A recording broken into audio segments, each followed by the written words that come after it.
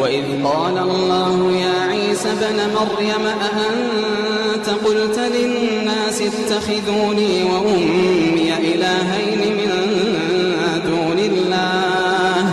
قال سبحانك ما يكون لي أن أقول ما ليس لي بحق إن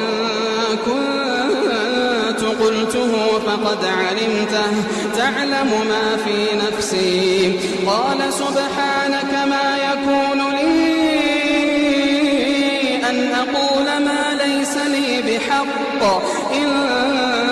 كنت قلته فقد علمته